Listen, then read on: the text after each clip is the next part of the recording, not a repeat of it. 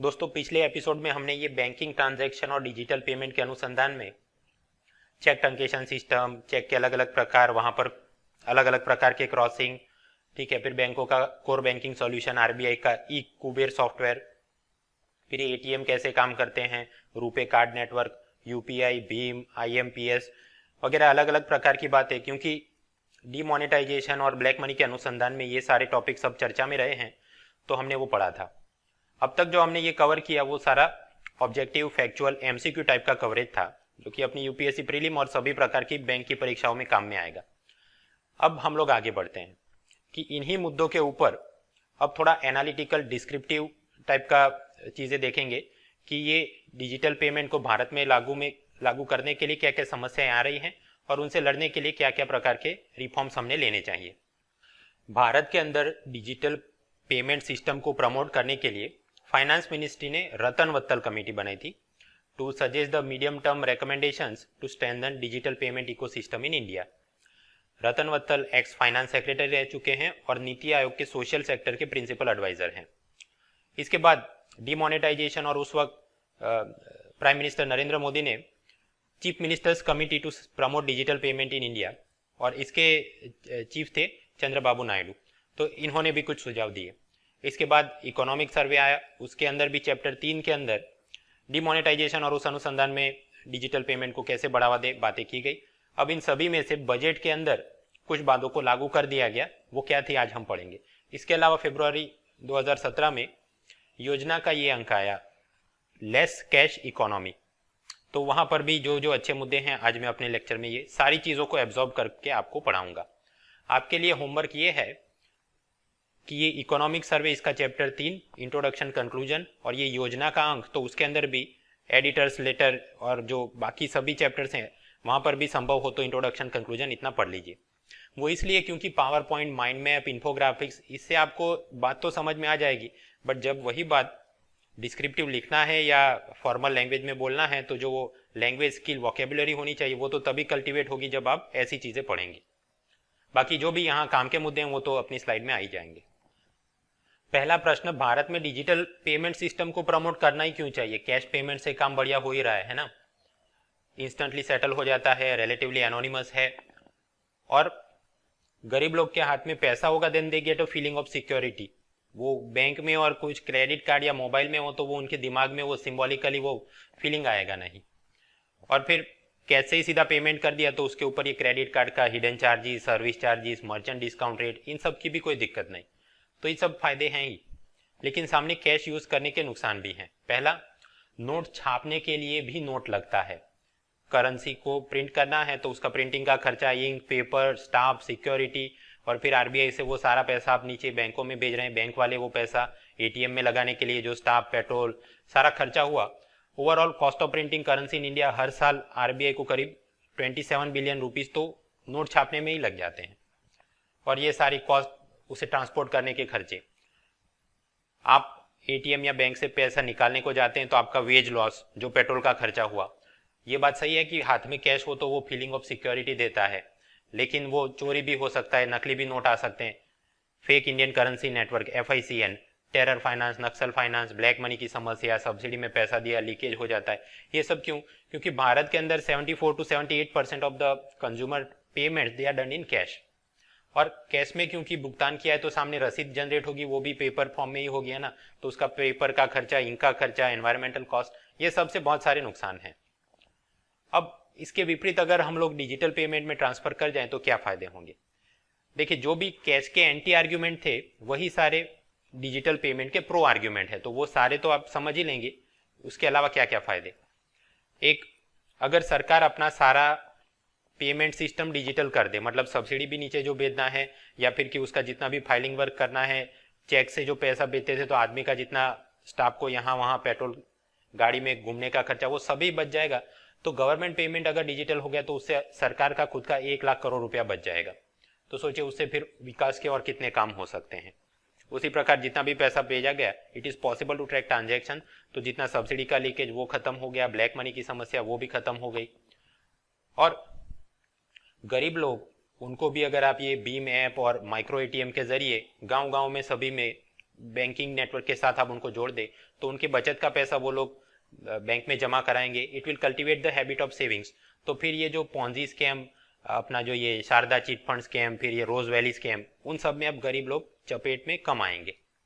उसी प्रकार कोई पानीपुरी वाला वो ये पेटीएम स्कैन एंड पे या ऐसा ही कोई ऑनलाइन सिस्टम कर देता है तो उसका भी सारा पैसा भी नकदी में नहीं, वो किसी बैंक अकाउंट में जमा हो रहा है। So like that his own credit history will develop कि वो उसका बैंक बैलेंस इतना रहा है वगैरह वगैरह। तो फिर भविष्य में वो जब बैंक से लोन लेने के लिए जाएगा तो आसानी से उसका लोन पास हो जाएगा। So like that money lender का भी जो न्यूसेंस है वो धीमे धीमे कम हो सकता है। तो डिजिटल पेमेंट के लाभ अनेक हैं, इसके भी चैलेंजेस हैं। First and the biggest challenge is कि digital payment system it is power and telecommunication dependent. Light ही नहीं होगी तो आप मोबाइल वगैरह चार्ज कैसे करोगे, टेलीकॉम नेटवर्क ही नहीं होगा तो ये कार्ड रीडर मशीन उसका वो कनेक्ट कैसे करेगा। खैर ये सारे मुद्दे हम लोग इंफ्रास्ट्रक्चर पिलर, फिफ्थ पिलर के अंदर आराम से पढ़ेंगे, national optical fibre network, digital India mission वगैरह। अभी के लिए तो हम केवल बैंकिंग से रिलेटेड टेक्निकल वगैरह मसलों पर ध्यान देंगे। तो भारत के अंदर डिजिटल पेमेंट सिस्टम लागू करने में क्या दिक्कतें आ रही हैं? Overall major 6 type of problems. पहला है ये card reader machine, point of sale terminal, ATM, इनका नेटवर्क कम है, तो उसके रिलेटेड ये एमडीआर केवाईसी के क्या इशू हैं वो देखेंगे। सेकंड, इंटर ऑपरेबिलिटी, आप एक मोबाइल वॉलेट से दूसरे में पैसा ट्रांसफर नहीं कर सकते या करते हैं तो उसमें चार्ज अलग से लगता है, वो सारे मसले। थर्ड, बहुत सारे स्कैम होते हैं और उसके ऊपर रेगुलेटरी स्ट्रक्चर के अंदर कुछ ग्रे एरिया हैं, उसको बदलने की आवश्यकता है। सरकार, मोदी कहते हैं कि डिजिटल पेमेंट अपनाओ, लेकिन खुद सरकार ही उतना सारा डिजिटल ट्रांजैक्शन नहीं कर रही है। Government itself not a role model, तो उनको ये करना पड़ेगा, तभी नीचे लोग परकोलेट हो जाएंगे। लोगों के पास इसके बारे में अवेयरनेस नहीं है, फाइनेंशियल लिटरेसी का अभाव है, और जिनके पास अवेयरनेस है वो लोग भी कैश में ही प्रेफर करते हैं, तो उनकी बिहेवियर हम कैसे बदलें। तो इन 6 मुद्दों के ऊपर क्या क्या चैलेंज हैं, वहाँ ये अलग अलग कमिटीज़ ने क्या रेकमेंड किया, उसमें से बजट ने क्या लागू किया और आगे क्या काम करना है, वही सारा आज के अपने लेक्चर का विषय है। एक एक करके देखते हैं। सबसे पहला, भारत के अंदर हर 10 लाख की आबादी पर कितने एटीएम हैं और कितने पॉइंट ऑफ सेल टर्मिनल हैं। टेबल में आप पाएंगे कि ब्रिक्स देश तो छोड़ दीजिए, मैक्सिको से भी हम लोग तो पिछड़े हुए हैं। मैक्सिको ऐसा देश कि जहाँ ड्रग कार्टेल का इतना न्यूसेंस है, लोग इतने परेशान हैं कि अमेरिका माइग्रेट कर जाते हैं, दिन दहाड़े मेयर और सरकारी अफसरों का कत्लेआम हो जाता है ना, तो भी उनके पास एटीएम और पीओएस टर्मिनल हमसे ज़्यादा है, हमारा एकदम कम है। और भारत के अंदर भी लेट अस से कि हर 10 लाख की आबादी में 165 एटीएम है, तो उसमें से only 60% of them are off site ATMs, बाकी के तो बैंक ब्रांच के अंदर ही हैं। तो मतलब कि जो स्प्रेड होना चाहिए, हर चलते चलते 1 किलोमीटर में आपको एटीएम मिल जाए, ऐसी इवन शहरों में भी ये परिस्थिति है नहीं। तो इनसे लड़ा कैसे जाए। कमिटीज ने, रतन वत्तल कमेटी, उसने बोला कि इस प्रकार के मशीन जब हम बाहर से इंपोर्ट करें तो उसके ऊपर जो आयात शुल्क या कस्टम ड्यूटी लगती है वो या तो आप कम कर दीजिए या खत्म कर दीजिए, ताकि वो मशीन सस्ते लगे, ज्यादा अडॉप्शन हो। उसी प्रकार चंद्रबाबू नायडू ने बोला कि भारत के अंदर ही मेक इन इंडिया में ऐसे मशीन के उत्पादन को आप बढ़ावा दीजिए और भारत में ही आप मैन्युफैक्चरिंग करेंगे, स्वाभाविक है उस पर उत्पाद शुल्क, एक्साइज ड्यूटी लगेगी, तो उसको कम किया जाए, टैक्स इंसेंटिव दिए जाए, ऐसा कुछ आप काम करें। उसके अलावा नायडू ने यह भी बोला कि हर एक बैंक अपना एटीएम वगैरह करे, इसकी दिक्कत क्यों करनी है। भारत के अंदर करीब 1.5 लाख पोस्ट ऑफिस हैं, हर एक के अंदर एक एक माइक्रो एटीएम मशीन फिट कर दो और सभी बैंक वालों का ट्रांजैक्शन वहां से हो सके, तो अब सभी गरीब ग्रामीण लोगों को इसमें नेटवर्क में शामिल कर सकते हैं और पूरा अपना काम हो गया। तो ऐसे कुछ प्रावधान हमने करने चाहिए। सरकार ने पार्शियली इन बातों को एक्सेप्ट किया है। अपना बजट फॉर बेटर इंडिया 2017-18, वहां पर ये बोला गया कि ये POS, card reader, micro ATM, उसके फिंगरप्रिंट और बाकी जितने भी पुर्जे हैं या पूरा मशीन है, बाहर से इंपोर्ट करोगे तो कस्टम ड्यूटी नहीं, भारत में मैन्युफैक्चरिंग करोगे तो एक्साइज ड्यूटी नहीं, सब कुछ माफ किया गया, ताकि ये चीजें सस्ती लगे, बैंक वाले, दुकानदार, वो सब इसको ज्यादा यूज करें। इसके अलावा सरकार ने सरकारी बैंकों को भी टारगेट दिया है कि 10 लाख और 20 lakh point of sale terminal लागू करने। अभी कौन सी तारीख में कितने लागू करने, यूपीएससी के लिए काम का नहीं, बैंक की परीक्षा देनी हो तो वो याद करके जाना, आंकड़े अपने लिए इतने काम के नहीं। खैर चलिए, अब इतने सारे मान लीजिए कि हमने card reader machine, point of sale terminal लगा भी दिए, फिर भी कुछ दिक्कतें आ रही हैं। सपोज जेठालाल ने 10,000 रुपए की एमआरपी प्राइस पे कोई मोबाइल आलोकनाथ को बेचा। आलोकनाथ चाहते तो उसका कैश में भी पेमेंट कर सकते, डिमांड ड्राफ्ट, बट लेटर से कि उसने कार्ड में पेमेंट किया। अब कार्ड में पेमेंट किया, जेठालाल को इन थियरी 10,000 रुपये मिले हैं, लेकिन उसमें से कुछ पैसे उसने दे देने पड़ेंगे ये सर्विस प्रोवाइडर को, ये जो कार्ड नेटवर्क ऑपरेट करते हैं, वीज़ा, मास्टर कार्ड, रुपे वगैरह।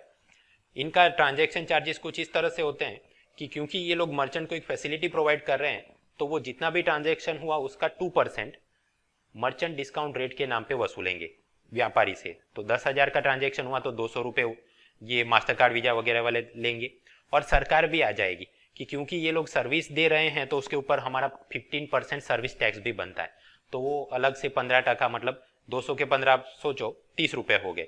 तो जेठालाल की जेब से ऐसे 10,000 रुपये उसे मिले बराबर कार्ड पेमेंट से, बट उसमें से 230 रुपये तो मिनिमम कट ही जाएंगे, वो ऊपर ये लोग सर्विस वाले ले लेंगे।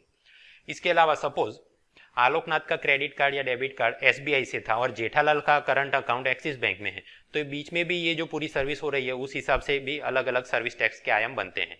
टेक्निकली क्या बनते हैं हमारे लिए काम का नहीं, बस इतना याद रखना है कि ये कार्ड रीडर मशीन फिट कराया हो तो सर्विस टैक्स लायबिलिटी के इशू हैं और मर्चेंट डिस्काउंट रेट उसके तकलीफ है। अब आप समझिए ये मोबाइल फोन के ऊपर हार्डली 1-2 टके का तो मार्जिन होता है जेठालाल का, है ना, MRP के ऊपर हम सोच के चले, और वही सारा अगर पैसा उतना ही उसने ऊपर कार्ड मशीन यूज करने के लिए देना है, देन उसे लगेगा कि मैं ये चीज क्यों अडॉप्ट करूं। डीमोनेटाइजेशन के बाद पेट्रोल पंप के ऊपर कार्ड का ज्यादा उपयोग हो, इसलिए सरकार ने ये अनाउंस किया था कि there will be 0.75% discount to the people who use card payment in petrol pumps. और सामने ये पेट्रोल मालिकों को भी ये बोला गया कि आपके ऊपर अगले 50 दिनों तक कोई मर्चेंट डिस्काउंट रेट नहीं लगेगा। लेकिन फिर 51वें दिन के बाद से क्या है ना, तो ये सभी पंप मालिकों ने विरोध किया कि हम बाद में कार्ड एक्सेप्ट नहीं करेंगे, हमें तो ये पूरी जिंदगी 0% MDR आप दे दीजिए। खैर फिर पेट्रोल मिनिस्ट्री वगैरह ने उनको समझाया और वो समझ भी गए। इन अदर वर्ड्स खोपचे में ले जाके धमकाया होगा कि भाई आप अगर कार्ड एक्सेप्ट नहीं करोगे तो फिर ये जितनी पेट्रोल में मिलावट कर रहे हो वहां पे ज्यादा रेट मारेंगे वगैरह। खैर वॉट एवर, मतलब कि ये मर्चेंट डिस्काउंट रेट का मुद्दा चर्चा में क्यों था, because this petrol pump owners they were threatening not to use the card payment. इसी प्रकार के सब विरोध को देखते हुए RBI ने मर्चेंट डिस्काउंट रेट के ऊपर कुछ सीलिंग फिक्स की ताकि व्यापारियों पे ज्यादा बोझ न पड़े और ज्यादा से ज्यादा लोग इस नेटवर्क में शामिल हों। तो ये 1 जनवरी से लेकर 31 मार्च 2017 तक डेबिट कार्ड के ऊपर कुछ सीलिंग लगाया गया है कि इतना इतना आप पेमेंट करोगे, तो पहले जो करीब करीब 1% तक मर्चेंट डिस्काउंट रेट लगता था उस पर अब सीलिंग होके आधा कर दिया गया। अभी कितने ट्रांजैक्शन पे कितना लगता है अपने लिए काम का नहीं, वो बैंक में हो तो देख लेना। उसी प्रकार ये mobile wallet, USSD, IMPS, UPI, Bhim वगैरह में भी आप अगर कुछ 1000 रुपये तक का पेमेंट करोगे तो उस पर कोई भी ट्रांजैक्शन चार्ज बैंक वाले आपसे नहीं ले पाएंगे। लेकिन क्रेडिट कार्ड को इस पूरी सिस्टम से बाहर रखा गया है। एक MCQ बनाते हैं, find correct statements about merchant discount rate. पहला वाक्य, ये केवल डेबिट कार्ड के ऊपर ही लगाया जाता है। दूसरा, RBI इसकी सीलिंग तय करती है। तीसरा, MDR केवल पेट्रोल पंप पे खरीदी करने पर ही लागू होता है। And then answer choices only 1 and 2 and so on. सोचिए, जैसा कि अब तक हमने पढ़ा कि first and third statement they are wrong, तो मतलब जवाब क्या होगा, C ओनली 2 इज करेक्ट। मित्रों 2016 की प्रीलिम के अंदर UPSC ने ऐसे जितने जितने प्रश्न पूछे वहां पर अगर कोई एब्सोल्यूट स्टेटमेंट दिया गया हो कि all of this countries are member या only India is the member, या तो इस प्रकार के जब भी एब्सोल्यूट स्टेटमेंट दिए जाते हैं तो ज्यादातर पाया जाता है कि वो गलत होता है। तो अगर कुछ भी नहीं आए तो फिर तुक्केबाजी में ऐसा कोई एलिमिनेशन आप सोच सकते हैं, और उसके विपरीत ऐसा भी हो सकता है कि अगली प्रीलिम में अनप्रेडिक्टेबल होने के लिए UPSC उल्टा कर दे कि जितने एब्सोल्यूट स्टेटमेंट हो वो सही होंगे। खैर मतलब तुक्केबाजी से बचना चाहिए, सिवाय कि फिर 100 में से केवल 10 ही सवाल सही टिक हो रहे हो। दूसरी बात, यहां पर मैंने पूछा कि करेक्ट स्टेटमेंट कौन सा है, तो हमारा जवाब होगा C ओनली 2। लेकिन अगर ऐसा पूछा जाए कि इनकरेक्ट स्टेटमेंट कौन कौन से हैं, तो फिर जवाब क्या होगा, 1 and 3, only 1 and 3 are incorrect. तो ज्यादातर प्रश्न इस प्रकार से होते हैं UPSC में कि करेक्ट स्टेटमेंट पकड़ना है, लेकिन एक आध दो बीच में ऐसे भी पूछ लेते हैं कि फाइंड इनकरेक्ट स्टेटमेंट। तब दिक्कत यह आती है कि हमारे दिमाग में हम इंटरप्रेट तो सही कर रहे हैं, लेकिन OMR में जब टिक करने जाएंगे तो वो गलती से वहीं पर भी हो जाएगा कि C हो गया। इसलिए ये गलती ना हो, आप क्या करें, जब भी प्रश्न पत्र के अंदर फाइंड करेक्ट या इनकरेक्ट ऐसा हो तो वहां पर आप एक सर्कल बना दीजिए और उस हिसाब से गलत को क्रॉस कर दीजिए, और ताकि OMR में टिक करते वक्त अपनी गलती ना हो। खैर वापस आते हैं, ये MDR का इशू वो डिजिटल पेमेंट को कैसे नुकसान कर रहा है। हमने देखा कि एमडीआर रेट के कारण व्यापारियों को दिक्कत आती है, खास करके ये fast moving consumer goods, soap, shampoo, ice cream वगैरह, वहां पर एज सच व्यापारी का मार्जिन हार्डली 1% 2% कुछ होता है। अब वो सारा ही जितना एमआरपी प्राइस के ऊपर अगर ये क्रेडिट कार्ड कंपनी वाले 2% उसी से ले लेंगे मर्चेंट डिस्काउंट रेट, तो फिर व्यापारी के हाथ में कमाने के लिए बचा क्या, राइट। तो वो ये सोचता है कि भाई कैश में ही मैं तो पेमेंट एक्सेप्ट करूँ, ये मशीन मुझे फिट ही नहीं कराना। सेकेंडली, अगर मशीन फिट भी करा लिया तो वो सारा पैसा किधर जाएगा, व्यापारी के करंट अकाउंट में। तो स्वाभाविक है फिर इनकम टैक्स अथॉरिटी की उस पर ऊपर नजर होगी कि आपका इतना अगर सेल हो रहा है तो फिर उस हिसाब से टैक्स आया क्यों नहीं, राइट। तो फिर ये व्यापारी सोचेगा कि बेटर कि कैश से ही एक्सेप्ट कर लूँ तो मुझे टैक्स इवेट करने में भी सुविधा रहे। अंततः जब भी कोई ग्राहक कार्ड लेके जाएगा तो व्यापारी कहेगा कि हमने तो ये मशीन फिट ही नहीं कराया, या फिर वो ऐसा बोलेगा कि 10-20 रुपए के लिए नहीं, अगर आप 200-500 की कोई चीज़ खरीदो तब जाके हम कार्ड एक्सेप्ट करेंगे, ताकि बीच में उसका कुछ मार्जिन इतना बने कि उसको ये परवड़े, एमडीआर। तो फिर बीड़े मास्टर वो चाहता भी है कि मैं डेबिट कार्ड यूज़ करूं और डिजिटल पेमेंट करूं, बट सामने व्यापारी लेने को तैयार नहीं। अंत में ये मास्टर क्या करेगा, एटीएम मशीन में जाएगा, कैश निकालेगा और फिर उससे भुगतान करेगा। तो मतलब कि कार्ड, भले कस्टमर के पास कार्ड का प्रेमेडिटेशन बढ़ रहा हो, लेकिन वो लोग अंत में उससे कैश ही निकालते हैं और we are back to square one की कैश में ही इकोनॉमी चल रही है। देन थर्ड मर्चेंट वो ये सोचेगा कि जब जनता कैश में पेमेंट कर ही रही है तो मेरे को ये मशीन फिट कराने की क्या जरूरत है। And then bank will think कि क्योंकि ज़्यादा मर्चेंट्स मशीन फिट नहीं करा रहे तो हमको भी खर्चा निकालना है, तो हम मर्चेंट डिस्काउंट रेट वगैरह कम कैसे करें, राइट। जेरोक्स का अगर आपने एक ही पेज करवाने जाओ और सामने 4 पेज कराने जाओ तो फिर जाके वो ज़्यादा रेट कम कर सकता है। तो मतलब कि क्योंकि व्यापारी मशीन नहीं लगा रहा है इसलिए एमडीआर कम नहीं हो रहा है, और क्योंकि एमडीआर कम नहीं हो रहा है इसलिए मशीन नहीं लगा रहे। It has become a vicious cycle, जिसके चलते इकोनॉमी को ये लेस कैश इकोनॉमी में ट्रांजिट करने में दिक्कतें आ रही हैं। अब ये विशियस साइकिल से निकलने के लिए क्या करें, अलग अलग कमिटियों ने क्या क्या कहा। रतन वत्तल ने ये बोला कि भाई यहाँ पर कोई सब्सिडी राज वगैरह नहीं करना चाहिए और कोई सीलिंग भी फिट नहीं होनी चाहिए। ये बैंकों को, पेमेंट नेटवर्क प्रोवाइडर को, उनको भी अपना खर्चा निकालना है, नेटवर्क मेंटेन करना है। So RBI should not put any ceiling on this merchant discount rates. MDR should be high enough कि ये सब लोग अपना खर्चा निकाल सके। लेकिन हाँ, इसके अंदर जो बीच में सर्विस टैक्स के कुछ टेक्निकल मुद्दे हैं उसको हल करना चाहिए, और अगर केस टू केस बेसिस में कोई लेटर से मास्टर कार्ड वाला बहुत ज्यादा चार्ज कर रहा है then RBI should take action, otherwise बेफिजूल में सीलिंग राज नहीं करना चाहिए। तो ये रतन वत्तल का मानना था। उसके विपरीत चंद्रबाबू नायडू ने क्या कहा, उन्होंने कहा कि रेलवे के अंदर, सरकारी इलेक्ट्रिसिटी कंपनी वगैरह में अगर वो लोग कार्ड मशीन फिट कराते हैं तो उसके ऊपर बैंकों ने, मास्टर कार्ड, वीजा ने कोई भी मर्चेंट डिस्काउंट रेट चार्ज नहीं करना चाहिए। There should be 0% MDR for the government bodies, ताकि वहां पर तो कम से कम इसका उपयोग ज्यादा हो। अब इन दोनों के विपरीत अरविंद सुब्रमण्यम, इकोनॉमिक सर्वे के अंदर क्या बोला गया। सुब्रमण्यम ने ये चंद्रबाबू नायडू की जो पॉपुलिस्ट टाइप की बात है उसका विरोध किया है कि ऐसा बैंकों के ऊपर आप थोपिए मत कि वो कोई चार्ज ना वसूले। अगर ऐसा कुछ है, अगर आप चाहते हैं कि रेलवे के ऊपर, रेलवे की जेब से ये पैसा ना जाए एमडीआर का, देन आरबीआई या यूनियन गवर्नमेंट उन्होंने ये पैसा बैंक को दे देना चाहिए। अगर आपने ऐसा नहीं किया तो ultimately what will happen, railway से बैंक वाले एमडीआर वसूल नहीं करेंगे, बट उनको भी नेटवर्क मेंटेन करने का जो खर्चा है तो फिर वो क्या करेंगे। जो आपको एनुअल क्रेडिट कार्ड में कस्टमर को जो 499 रुपीज चार्ज किए जाते हैं उसके बदले वो 699 कर देंगे, या फिर कोई और एमडीआर के अंदर आइसक्रीम वगैरह के ऊपर वो ट्रांजेक्शन में कुछ बढ़ा देंगे, राइट। तो ये क्रॉस सब्सिडाइजेशन होगा तो अंत में ग्राहक को नुकसान होगा, व्यापारी को नुकसान होगा।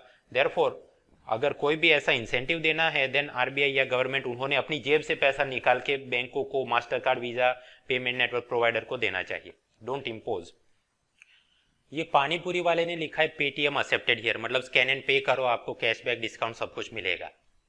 तो प्रश्न नीचे ऐसा बोर्ड क्यों नहीं मारा कि master card and visa also accepted here, credit card and debit card also accepted here. कारण है, अगर ये पानीपुरी वाला ऐसा चाहे भी कि वो ऐसा कोई कार्ड मशीन फिट कराए, ही will have to approach a bank. Bank वाले बोलेंगे पहले करंट बैंक अकाउंट खोलो यहाँ पर, और करंट अकाउंट खोलने के लिए कि बिजनेस एस्टैब्लिशमेंट उसका एड्रेस लेके आओ, गुमास्ता दारा में जो रजिस्ट्रेशन कराया हो उसकी नकल लेके आओ, पान कार्ड नंबर कोड करो। तो अब समझिए पानीपुरी वाला टैक्स ब्रैकेट में होगा नहीं, उसने पान कार्ड निकाला नहीं होगा, राइट। अब एनक्रोचमेंट वाले आएंगे उस हिसाब से उसका तो एड्रेस भी बदलता रहेगा। तो इट इज देयरफॉर ये केवाईसी के जो भी नॉर्म्स हैं दे आर डिफिकल्ट और उसके चलते ये इनफॉर्मल मर्चेंट्स चाहे तो भी कार्ड मशीन अडॉप्ट नहीं कर पाते। रतन वत्तल ने इसका सुझाव दिया कि we have to relax the KYC norms. Let us say कि वो केवल एक अंगूठा मारे और आधार नंबर के हिसाब से उसका पूरा केवाईसी मान लिया जाए, बाकी की पूरी डॉक्यूमेंट्स आप मत मांगिए। उसके विपरीत चंद्रबाबू नायडू ने क्या कहा?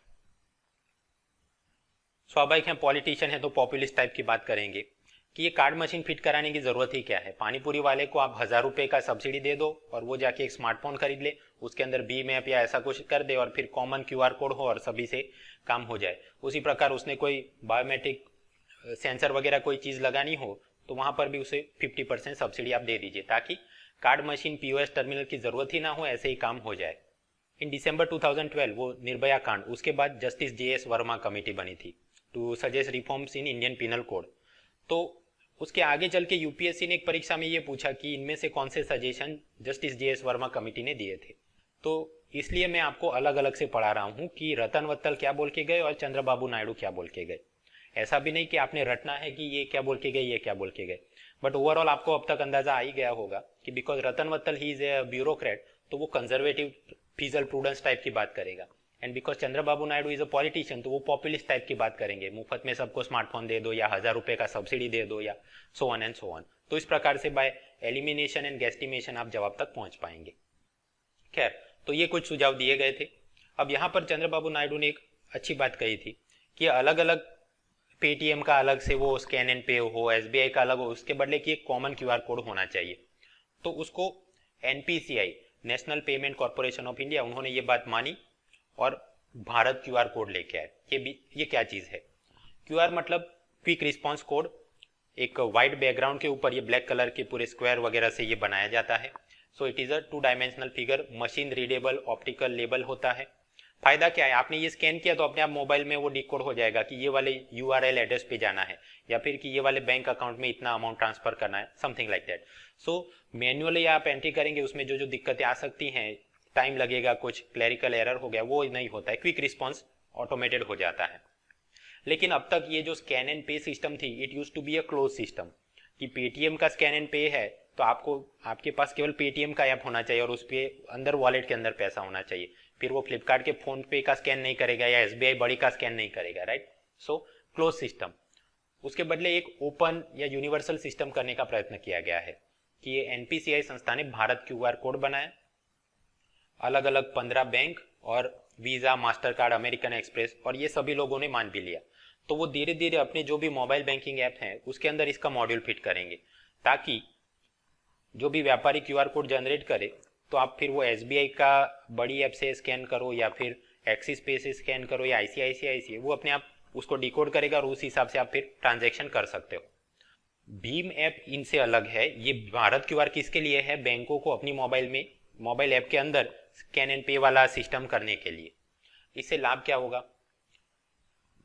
व्यापारी को लाभ ये है कि अभी वो कार्ड रीडर मशीन लगाने की जरूरत नहीं है, अपने आप ही वो स्कैन एंड पे वाला कर दो, तो वो मर्चेंट डिस्काउंट रेट और वो सारी दिक्कतें कम होगी। ग्राहक को क्या फायदा है कि अलग पेटीएम का एक ऐप लगा के चलो, फोन पे का एक अलग से, फ्रीचार्ज का अलग से नहीं, कोई भी उनकी बैंक का ऐप होगा उससे वो स्कैन एंड पे कर सकते हैं, काम हो गया। और भविष्य में इवन USSD की मदद से, मतलब कि स्मार्टफोन नहीं, आपका बेसिक फीचर फोन भी है तो भी आप वो कैमरा से उसका फोटो लिया और काम हो जाएगा। So that was Bharat QR code. तो डिजिटल पेमेंट लागू करने में एक बड़ी समस्या है POS, उसका MDR KYC इशू हमने देख लिया। Next issue is interoperability. देखिए, मोबाइल के अंदर अलग अलग मोबाइल वॉलेट वाले ऐप इंस्टॉल किए गए हैं, पेटीएम है, फ्रीचार्ज, एयरटेल मनी, मोबीक्विक, M-पैसा वगैरह वगैरह। अब आप सोच के बताइए, क्या मैं पेटीएम वॉलेट के अंदर जो मेरे पास सपोज 300 रुपए हैं, क्या वो मैं फ्रीचार्ज के अंदर ट्रांसफर कर सकता हूँ? या फिर कि मैं पेटीएम के ऊपर कोई कैशबैक ऑफर चल रहा है और वहां से खरीदी करनी है बट बैकएंड में एयरटेल मनी का पैसा वहां पर यूज कर सकता हूँ? जवाब है ना। तो ये क्या हो रहा है? इस समस्या को बोलते हैं कि interoperability between digital wallets is absent. अब ये इंटरऑपरेबिलिटी के 3 आयाम है। पहला आयाम इलेक्ट्रॉनिक मनी की इंटरऑपरेबिलिटी, जो मैंने अभी बताया कि भाई पेटीएम का पैसा फ्रीचार्ज में आप ट्रांसफर नहीं कर सकते, एक वॉलेट का दूसरे में नहीं जा सकता। Why? Because as such payment and settlement system act 2007 में ही ऐसे प्रावधान है कि ऐसा नहीं किया जाएगा, ऐसा करने की अनुमति नहीं है। दूसरा आयाम इंटरऑपरेबिलिटी विद पेमेंट नेटवर्क। मतलब जैसे ये मास्टर कार्ड, वीजा, रुपे, ये क्या है? They are payment network. तो क्या आप पेटीएम के वॉलेट की मदद से वीजा कार्ड की जो भी, क्रेडिट कार्ड की जो डेट या ईएमआई है, क्या उसको सेटल कर सकते हो? जवाब है ना, नहीं हो सकता है। उन्होंने ऐसा मतलब कनेक्शन नहीं दिया। थर्ड आया इंटरऑपरेबिलिटी विद फाइनेंशियल इंस्टीट्यूशंस, जैसे इंश्योरेंस कंपनी, बैंकिंग कंपनी। तो क्या आप पेटीएम के डिजिटल वॉलेट में आपको जो पैसा है या कैशबैक में पैसा मिला, क्या आप उसको एसबीआई में ट्रांसफर कर सकते हो? पहले जब शुरू शुरू में तो कोई ऐसा हो नहीं सकता था, अभी करने देते हैं, लेकिन उसके ऊपर कुछ चार्जेस लगाते हैं। दूसरा, ये मुथूट गोल्ड लोन वगैरह का पैसा, क्या उसका लोन का हफ्ता आप पेटीएम से पे कर सकते हो? हाँ, एनबीएफसी का वो करने देते हैं, लेकिन एसबीआई का ईएमआई का मंथली पैसा क्या आप पेटीएम के पोर्टल से कर सकते हो? जवाब है ना, एसबीआई ईएमआई नॉट परमिटेड। उसी प्रकार प्राइवेट इंश्योरेंस कंपनी के प्रीमियम आप पेटीएम से भर सकते हो, लेकिन एलआईसी वालों ने नेटवर्क नहीं दिया, तो पेटीएम से एलआईसी का प्रीमियम नहीं भर सकते। तो ये सब क्या है? इंटरऑपरेबिलिटी फाइनेंशियल इंस्टीट्यूशन के साथ नहीं, आपके मोबाइल वॉलेट का पैसा आप वहां पर यूज नहीं कर पा रहे हैं। और एक दूसरी कंट्रोवर्सी चल रही है फोन पे और आईसीआईसीआई के बीच, क्या है समझते हैं। जैसे पेटीएम का ये है कि स्कैन एंड पे, सपोज ये पाव भाजी वाले ने फोन पे का ऐसा लगाया स्कैन एंड पे, मतलब फ्लिपकार्ट का ये जो फोन पे ऐप है, आप अपने पास हो, आप स्कैन करो, पे करो, तो ये जो व्यापारी है उसके बैक एंड में फोन पे अकाउंट और बैक एंड में जो बैंक अकाउंट है वहां पैसा चला जाएगा। आपने फोन पे यूज किया तो फ्लिपकार्ट द्वारा आपको जो भी कैशबैक डिस्काउंट वो दिया जाएगा। अब समस्या, ये फोन पे ऐप के अंदर हवा में से तो पैसा आया नहीं, राइट? बैक एंड में आपने कहीं कोई credit card, debit card, bank account से यहाँ पैसा वॉलेट में डाला होगा। तो वो जो बैक एंड में आप पैसा लेके आए, अगर आप एसबीआई के कस्टमर थे तो पैसा हो जाता, लेकिन अगर आईसीआईसीआई बैंक से आपने पैसा इस वॉलेट में डालने की कोशिश की तो वो ट्रांजैक्शन में एरर आ जाएगा। वाई? बिकॉज आईसीआईसीआई का सर्वर उसे रिस्पॉन्ड नहीं करता है। वो ये बोलते हैं कि ये एक थर्ड पार्टी की अनसिक्योर ऐप है, तो हम उसको ये राइट्स नहीं दे सकते। एनपीसीआई, तो मतलब ये पूरी चीज क्या है कि इंटरऑपरेबिलिटी नहीं है, ग्राहक अपने पैसा चाहे तो भी यूज नहीं कर पा रहा है। आप याद करो, पिछले लेक्चर में मैंने आपको बताया था कि ये सारी ऐप वो एनपीसीआई की unified payment interface UPI platform के ऊपर ही बनी है। इसलिए एनपीसीआई ने खुद इसका ऐतराज जताया कि भाई मेरी टेक्नोलॉजी से आप ये कर रहे हो तो आपस में आपने इंटरऑपरेबिलिटी एक दूसरे को देनी चाहिए। खैर, तो अब तक हमने समझा उसका क्या उपयोग है। देखिए, इंटरऑपरेबिलिटी का मतलब क्या है, व्याख्यायित करना हो तो it is the ability of customers to transact across various platforms. ऐसे प्लेटफॉर्म जो कि कमर्शियली इंडिपेंडेंट हो, जैसे कि फ्लिपकार्ट का एक है, पेटीएम का एक है, आईसीआईसीआई का, commercially they are different entities. या फिर टेक्निकली इंडिपेंडेंट, कि एक यूपीआई से चलता हो, एक नेफ्ट आरटीजीएस से चलता हो, तीसरा किसी मास्टर कार्ड वीजा से चलता हो। So interoperability it is the ability of customers to transact across commercially and technically independent payment platforms. अगर ऐसा नहीं होगा तो क्या होगा? अदरवाइज ये अलग अलग पेमेंट सर्विस प्रोवाइडर हैं, कार्ड वाले, एटीएम वाले, नेफ्ट और आरटीजीएस वगैरह, all this will become islands, अलग अलग टापू हो जाएंगे और कस्टमर एक जगह से दूसरी जगह अपना पैसा लेके जा नहीं पाएगा। Therefore customer will not be able to derive maximum value of his money. वो चाहेगा तो भी, लेटर से फ्लिपकार्ट में ढेर सारा कैशबैक है, फिर भी वो आईसीआईसीआई से वो काम नहीं कर पा रहा है, मैक्सिमम वैल्यू ऑफ मनी वो पा नहीं रहा है। उससे विपरीत अगर हर एक प्लेयर इंटरऑपरेबिलिटी प्रोवाइड करे तो लाभ क्या होंगे? जैसा ब्लॉकचेन टेक्नोलॉजी था वही सारी बातें, कि शेयर्ड इंफ्रास्ट्रक्चर होगा तो डुप्लीकेशन ऑफ एफर्ट कम होगा, सर्वर स्टाफ वगैरह XYZ thing, then cost of operation will become low, ठीक है ना? तो फिर कस्टमर के ऊपर हिडन चार्जेस कम होंगे, व्यापारी के ऊपर जो मर्चेंट डिस्काउंट रेट लगता है वो पहले से कम होगा। तो जब उन सभी कस्टमर और मर्चेंट दोनों को ट्रांजैक्शन डिजिटली सस्ता लगेगा तो वो कैश कम यूज करेंगे, डिजिटल में ज्यादा जाएंगे। चाइना के अंदर इंटरऑपरेबिलिटी भारत से अपेक्षा ज्यादा है। तो जैसे अपना व्हाट्सएप है, वो लोग वीचैट यूज करते हैं और वीचैट के अंदर ही उन्होंने सारे मॉड्यूल फिट कर दिए, तो पैसे आपस में देने हो, ईएमआई भरना हो, XYZ बहुत सारे एप्लीकेशन उसके हो गए हैं। सेम वे फेसबुक, जिन देशों में उसकी इंटरऑपरेबिलिटी ज्यादा है वहां पर फेसबुक से भी लोग एक दूसरे से पैसा भेज सकते हैं और सारे अच्छे काम हो सकते हैं। तो भारत के अंदर इंटरऑपरेबिलिटी को यूनिवर्सलाइज करने की आवश्यकता है, ऐसा रतन वत्तल ने भी बोला और इकोनॉमिक सर्वे ने भी इस पे भार दिया है।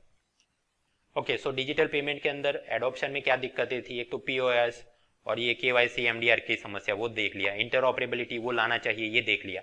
Now third pillar, scams and regulatory structure.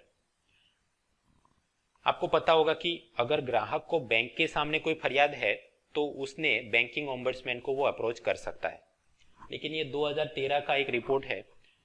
पूरा कांड कुछ इस तरह से था कि ग्राहक के इंटरनेट बैंकिंग में कुछ सफाया हो गया और वो ब्लेम कर रहा था कि बैंक वालों ने पूरी ड्यू डिलीजेंस और प्रिकॉशन नहीं ली, इसलिए कोई थर्ड पार्टी ने पूरा एक्सेस कर लिया।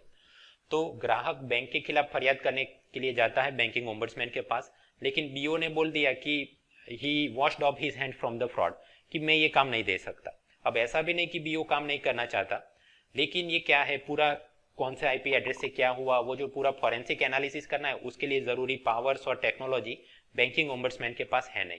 तो मतलब कि बैंकिंग ओम्बड्समैन का एक एक्ट है, पेमेंट सेटलमेंट सिस्टम का दूसरा एक्ट, और फिर भी ये ग्राहक को यहाँ वहाँ धक्के खाने पड़ रहे हैं अपना न्याय लेने के लिए।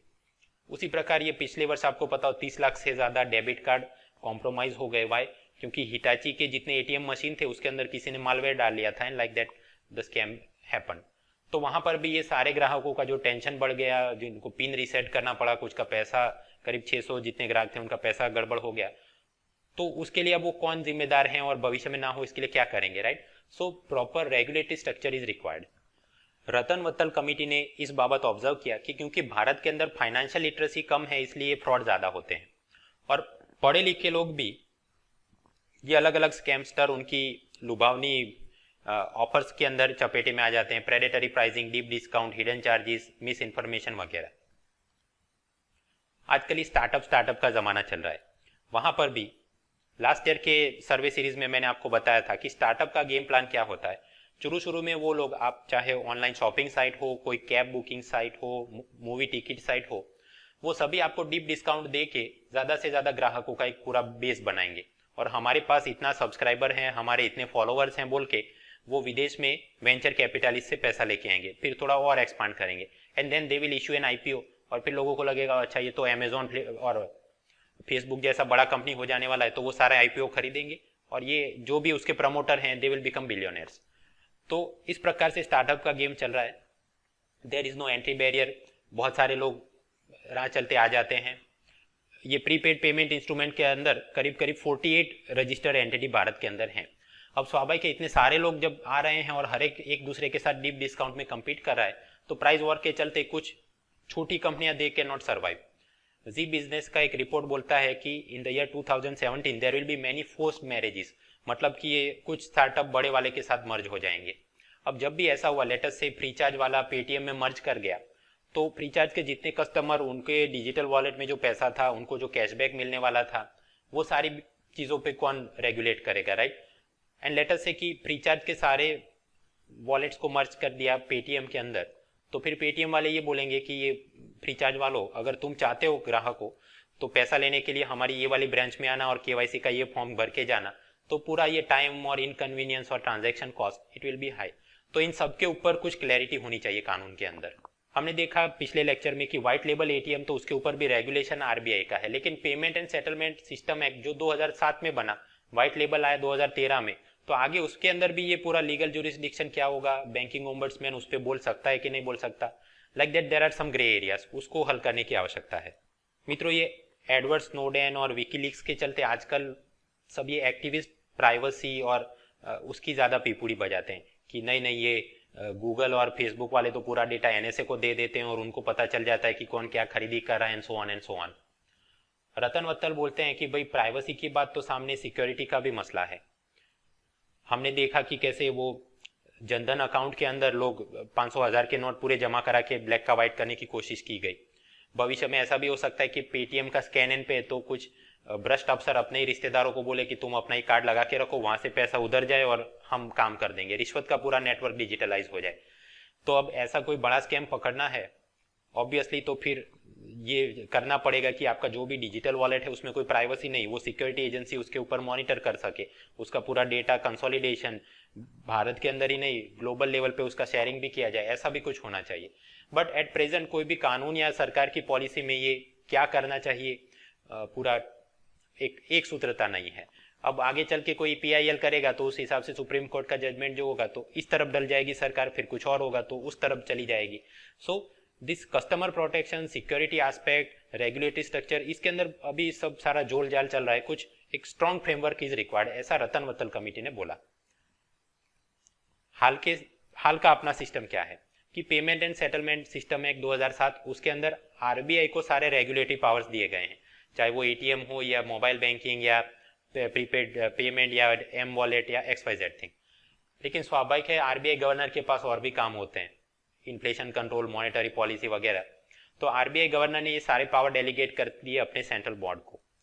लेकिन फिर सेंट्रल बोर्ड को भी और काम होते हैं, तो उन्होंने ये सारा काम एक सब कमिटी को डेलीगेट कर दिया है, that is board for regulation and supervision of payment and settlement system, BPSS। ये सब कमिटी पूरा इस पेमेंट सिस्टम का रेगुलेशन मॉनिटरिंग करती है। लेकिन यहाँ पर समस्या ये है, बिकॉज ये सेंट्रल बोर्ड की सब कमिटी है, तो स्वाभाविक है वहाँ पर ब्यूरोक्रेट्स, बैंकर टाइप के लोग ज़्यादा होंगे, टेक्निकल एक्सपर्ट या IT के जो नॉलेजेबल पीपल हैं वो कम होते हैं। लेकिन उसके सामने आप देखिए आज ये पूरा ऑनलाइन बैंकिंग या फिर ऐप की बात कर रहे हैं, तो ऐसे एक्सपर्ट भी वहाँ पर होने चाहिए, जो कि अभी नहीं है। UK और स्वीडन की सरकारों को भी पता चल गया कि भाई ये जो पूरा डिजिटल पेमेंट सिस्टम है, तो वो सेंट्रल बैंक खुद से उसको रेगुलेट नहीं कर सकता, उसके लिए एक इंडिपेंडेंट स्ट्रक्चर उन्होंने क्रिएट कर दिया।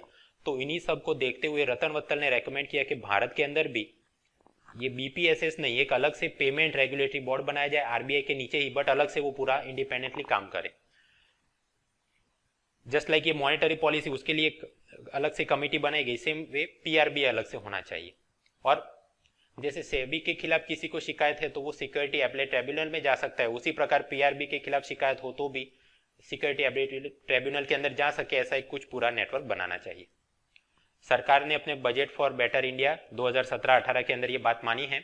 ये बोला गया है कि हाँ, ये जो अभी का BPSS नाम का सब कमिटी है, उसके बदले we will set up a payment regulatory board within RBI, और वो ये पूरा पेमेंट नेटवर्क के ऊपर रेगुलेशन मॉनिटरिंग का काम करेगा। तो फिर आरबीआई का स्ट्रक्चर कैसे दिखेगा, एक आरबीआई है, उसका एक सेंट्रल बोर्ड है, राइट, फिर एक मॉनिटरी पॉलिसी कमिटी है, और एक पेमेंट रेगुलेटरी बोर्ड अलग से बनेगा जो ये digital payment and XYZ thing पे देखेगा। ये बात अपने लिए प्रीलिम में भी काम की स्ट्रक्चर फंक्शन के हिसाब से, और मेंस के अंदर जनरल स्टडीज पेपर 2 वहां पर है रेगुलेटरी बॉडीज।